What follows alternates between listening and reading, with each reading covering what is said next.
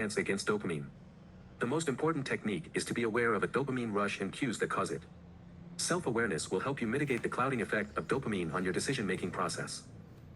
Dopamine responds to thought, sight, smell, and taste. It's an impulse that encourages you to satisfy a craving right here, right now. The effect of a dopamine rush is the strongest and the reward is right in front of you. The less available the reward is, the more chances you have of resisting it. If you always cave to temptation when you see a chocolate bar on your desk, get it out of your sight. The mere act of opening a drawer can be enough to help you exert your self-control. Better yet, get the chocolate bar out of your house and reward yourself only when you schedule it. If you're shopping, avoid wandering into the aisles with foods that will trigger your reward center. For increased self-discipline, eat before you go shopping to be less sensitive to the scents and sights of food. Dopamine seeks instant gratification, which is rarely aligned with your long-term goals. Fortunately, the mechanism that makes the temptation so irresistible gets weaker with time. Waiting on a craving for, say, 10 minutes will either make it go away completely or reduce its intensity. How do you deal with a dopamine rush when a thought about a cue appears in your mind? It all comes back to your big why. Acknowledge your craving and let the feeling wander through your body. Then switch your attention to the reason why you're resisting it. If possible, come up with a short-term reward that signals getting closer to your big goal, for instance, looking at yourself in the mirror and seeing a change in your appearance. No matter what you do, don't obsess about letting go of the thought of the temptation. Just like saying, don't think about a pink elephant, will make you think about one, so will, don't think about this tasty, sweet piece of a cake, keep you thinking about what you want to forget. Dopamine can be your friend, too.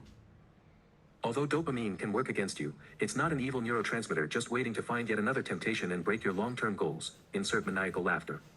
Its mechanism can also help you modify your bad behaviors and turn them into good ones. It can also help you develop new habits and make them automated, thus rendering the level of your self-discipline irrelevant, since the behavior will happen with no resistance. Dopamine motivates you to give in to a temptation because it expects a reward. It responds to a cue that your brain associated with a specific outcome, for example, the rush of sugar. Bad rewards aren't the only rewards your reward center craves, though.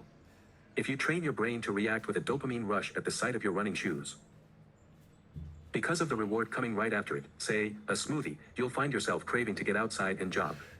And the best part is that you don't even have to exert your self-control, it's your dopamine that motivates you to perform the task.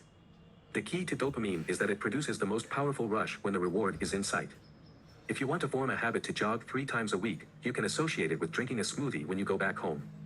Or reading a book for an hour. Or an afternoon nap. When your brain starts associating the cue, putting on running shoes, with the reward, a smoothie afterward, it will work to help you get off the couch. If you're separated from your goal by several weeks or several months, break it down into smaller actions and reward yourself for each one. Motivation will build up as you achieve small wins. A smoothie delivered right after the workout will motivate you much better than the vision of getting fit several weeks or months from now.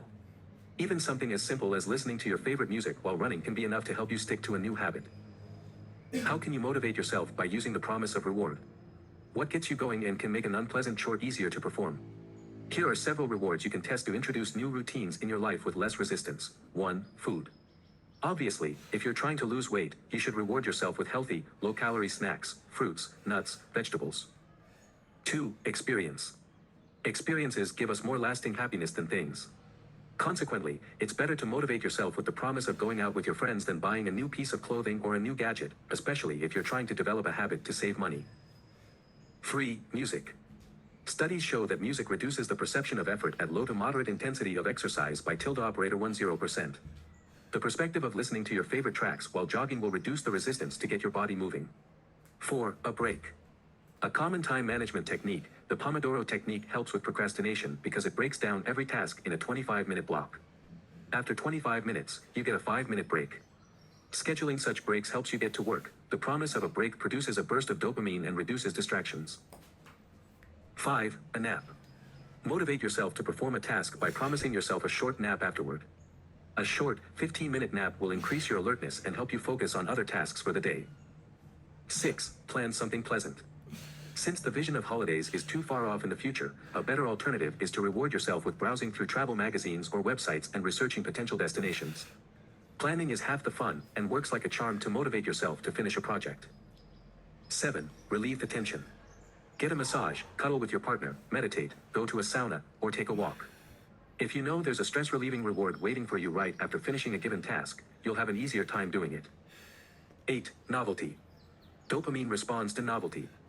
If you have a hard time leaving your home for the gym, come up with a new exercise you're going to try. Try a climbing wall instead of running on a treadmill, or attending a different fitness class, or changing your workout. If you struggle with sticking to your new eating habits, eat something new, but still healthy. 9. Variation. Variation works similar to novelty. Mix things up. Perform fewer reps and more sets. Choose a different route for your daily jog. Add new spices to your staple meals. Small changes can be more than enough to encourage you to stick to your goals. Dopamine, your enemy and your friend. Quick recap. 1. Dopamine makes you anxious to get a reward triggered by a specific cue. Identify what makes you crave things you want to give up, and wait until your craving fades away. 2. Don't obsess about getting rid of the thoughts of your desires from your head. It will be counterproductive and make you even more prone to give in. Accept all thoughts that come up in your head and let them go naturally, without tension. 3. Use dopamine to get you anxious to perform actions that will bring you closer to your goals. Associate a specific cue, putting on your workout shoes, with the hope of a reward, a healthy and tasty smoothie afterward. Chapter 4, 5 Practical Ways to Train Your Discipline. You can also introduce more discipline in your life if you make an effort to train yourself to control your urges and emotions. There are several main techniques to increase your self-control and become better at resisting instant gratification. In this chapter, we'll cover some of the most effective ways to do so. A. Meditation. Meditation trains your mind to focus on one thing, your breath. It takes a lot of willpower to fight distractions and sit still, even for just a couple minutes. Studies show that meditation induces white matter changes in the anterior cingulate, which leads to improved self-control. If you've always struggled in meditating because your mind constantly jumped from one thought to another, don't despair. It's a normal thing that happens to everyone. Even if you meditate for just 5 minutes a day and your mind constantly wanders, the mere practice of bringing your thoughts back to your breath will train your mind. Soon, you'll be able to keep your focus for longer than just 20 seconds or so. If you want to introduce meditation in your life, start small. In the beginning, I don't recommend sessions that are longer than 5 minutes. It sounds like nothing, but when you sit with your eyes closed and try to focus on your breath, it feels like an eternity. How do you exactly meditate? Well, you can read a book or two about different types of meditation. It's not necessary for self-discipline purposes. The key in meditation is to focus on the present moment and sensations traveling through your body while you sit still. Here's a simple step-by-step explanation of how to do it. 1. Sit still in a comfortable position.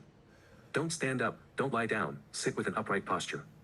Forget about the cross-legged lotus position you know from movies unless you're super flexible. The 3 most common positions for beginners are sitting at the edge of the chair with your back straight. Yes, it can be as simple as that. No need for exotic positions. Sitting cross-legged. It's easy and common among beginners, but I find it too straining for my back. Hence, I prefer the 3rd option, seiza position. Fold your legs underneath your thighs and rest your buttocks on your heels. For more comfort, you can put a pillow under your rear. You can use a simple app to limit your session to 5 minutes or set an alarm on your phone. Just don't use an obnoxious, loud alarm that will give you a heart attack. 2. Close your eyes and focus on your breath. Simple counting, 1, inhale, 2, exhale, 1, inhale, 2, exhale, works best. You can also count each breath until you reach 100. At first, don't expect to reach more than 20 before you lose your concentration. Once you get better, you can stop counting your breaths and focus on the general feeling in your body. 3. Focus on the sensations in your body as you inhale and exhale. Start from your feet and go upward, trying to relax every little muscle. You'll be surprised how much tension you store in certain parts of your body, including tension in the places you weren't aware of before, such as your chin. If you lose your focus, bring it back to your breath and the sensations in your body. You're not doing anything wrong if you lose your focus, it's a part of the process. Repeat the practice every single day. Morning works best for most people, but it doesn't matter when you do it as long as you keep it a part of your routine. Don't make your sessions longer until you become comfortable sitting still for 5 minutes. It's better to add an additional minute every other week or so, rather than get discouraged when you transition to 15 minutes and find yourself unable to focus. B. Cold showers. What? I'm not a sadist. I swear. Taking cold showers is an optional idea for people who are willing to try things outside the box. Why would cold showers improve your self-discipline? Take one and you'll discover why. That's not enough to persuade you. Okay, here's a longer explanation. Taking cold showers forces you to endure a painful feeling for long-term benefits, which are well documented. It takes a lot of willpower not to jump out of the shower or turn the knob back to the hot water. I took 5-minute ice-cold showers for 2 months, and they helped me explore how my self-control works. The first time I took a cold shower, my entire body was numb afterward. A couple showers later, I discovered that it was the first 1 to 2 minutes that felt the worst. Once I endured the first 60 to 120 seconds, I could handle the remaining time with little pain, and sometimes even with enjoyment. Once I discovered that it's the first 2 minutes that are the hardest, I noticed a similar reaction while trying to resist the temptation. It's a reassuring thought that things get easier once you endure the first 120 seconds. I don't necessarily believe you have to keep taking cold showers for the rest of your life. After all,